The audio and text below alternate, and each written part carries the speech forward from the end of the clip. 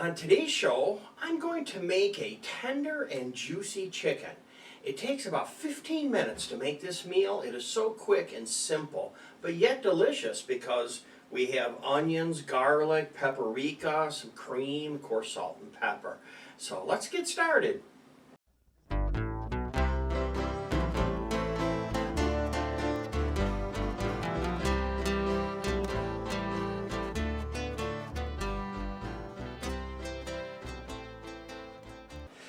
Hi everyone, welcome back to the Diabetic Diet Show.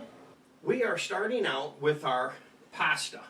So the spaghetti has been cooked already. I boiled the water, followed the instructions on the package, and I have this all set and ready to go. While that was cooking, I cut up onions and got the garlic cleaned because I'm going to run that through my shredder and make it more digestible. So I have a large frying pan and I'm going to put some olive oil in. This particular one that I'm using is garlic mushroom olive oil. This should be really good. Then I'm going to add a little bit of grapeseed oil just to raise the temperature that would burn. We start the fire on high to get this pan hot. Just like that. Then I can start on my garlic and my onions. So you can use a blender, you can use a chopper. Just start a little at a time. Put a little bit of onions in the bottom, then we'll put the garlic in. That way they don't just sit on the bottom. And pulse it.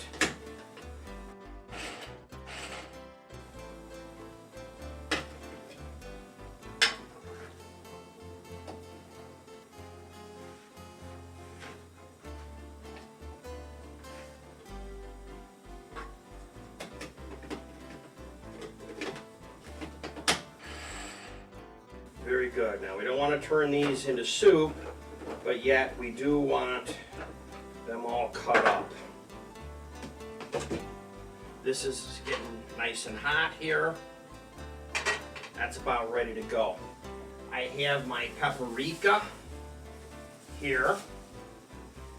Let's get this open and ready. What makes everything easy for you here is being ready. That is the secret to everything. Now this chicken came right out of the package, and of course they kind of squish them together a little bit in the package. So you have to kind of push down on them a little bit to lay them out. Then I have some paprika, and paprika is not that strong, so don't worry about doing too much. And then you have the salt. And then you rub it in, just like that, and then you want to turn them over. And now you can do breast, thighs, wings with this recipe. This works. Chicken is chicken. And one of the things I was going to show you is if you want, you can put the paprika in the strainer and tap it and filter it over.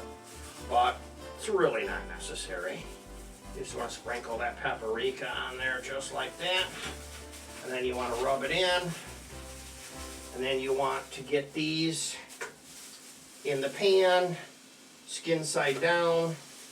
That was the side that we seasoned up first. Just like that. Now, you're cooking these for about 5 minutes. And I'm going to be on medium heat.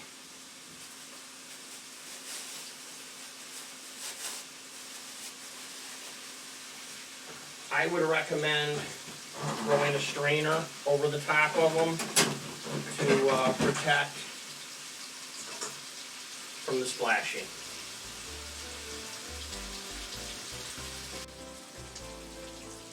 Down to the last few seconds, and then we're going to flip these over.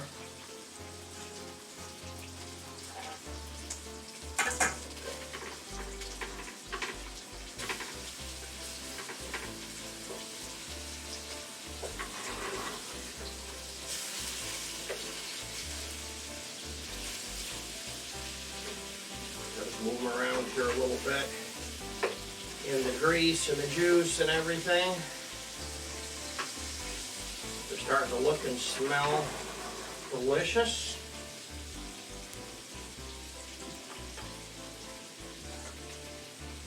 Put the protector back on the top. Get start on the timer. They've been cooking for a couple of minutes. Now I'm going to put in my remote probe into like the fat of one of the thickest ones that I could find.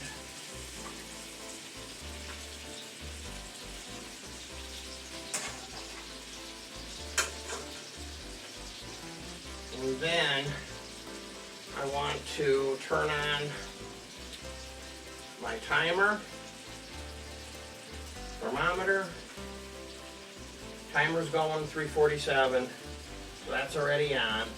The chicken is 126, and I want this chicken cooked to 160. So I'm just going to lower the temperature down to my alert as 160.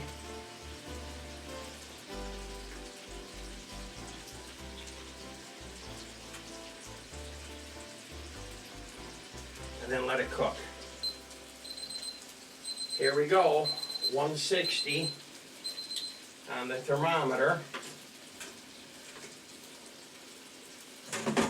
And if you want, just to prove that out, you can use your regular instant read and just double check, just to make sure your probe isn't touching the pan or something like that. Just put it in here. That one's 156 over there. These are 141, 155, it's still going up. There you go, 158, 59. There's 160. Just took the thermometer a minute. Yeah, 160. Okay, now let's pull these out of here by having the fire off.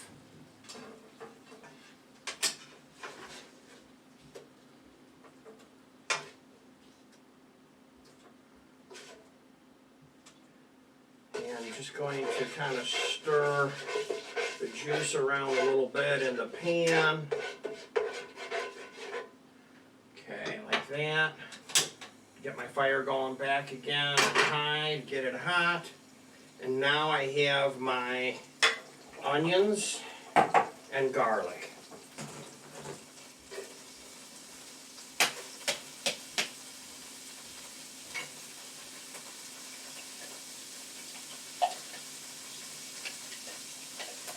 And these don't take long. Now, that chicken, as far as the cooking goes, I've read on the internet about 10 minutes per side on those chicken thighs. Well, it was longer until it got to 160. So that's why it's dangerous to cook food by time rather than by temperature. Turn these down to a medium. We don't burn them. Rolling them around in all of the oil. Make sure the fire didn't go out, did it? It's the only problem with this thing, the fire goes out on you. Hard to cook when the fire goes out.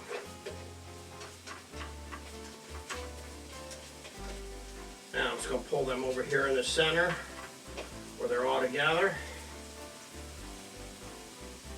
Like that for a minute. Then take my salt. And whenever you're trying to saute up or brown up onions, you want to get some salt on them. Makes a difference, makes a big difference. If you have to, you could add some more oil at this point if you were too dry on them.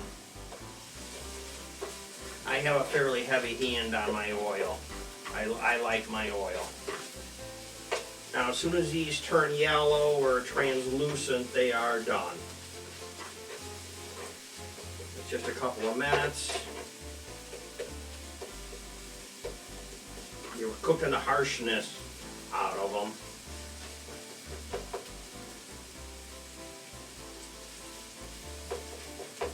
Okay, then I'm going to pour in some cream. Of course, stir it in, and that's going to lower the temperature of the pan.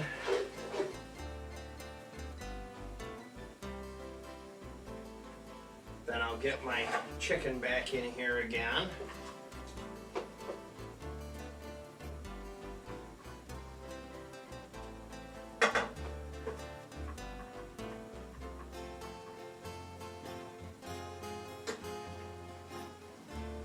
Pour some cream in on top of the chicken. Well, these are cooked, so I don't want to cook them too much longer. Roll them over.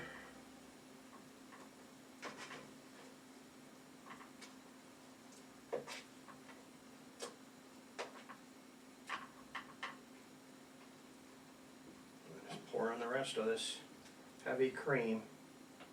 There you go. We'll let them sit for a minute.